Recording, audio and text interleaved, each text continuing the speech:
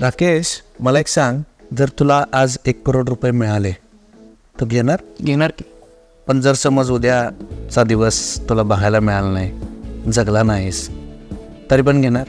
नाही, नको बाबा. उद्याचा दिवस मला बघायचा आहे. उद्याचा दिवस जर बघायला मिळाला नाही तर 1 करोड रुपये घेऊन काय करू? म्हणजे 1 करोड रुपये पेक्षा मौल्यवान उद्याचा दिवस बघणे किंवा जिवंत राहणे किंवा जगणे. विचार करण्यासारखी गोष्ट आहे. देव आम्हाला रोज जगवतो, जिवंत ठेवतो. ते किती अनमोल आहे ते 1 करोड रुपयेपेक्षा. आपण रोज त्याला आभार मानलं पाहिजे या जीवनासाठी.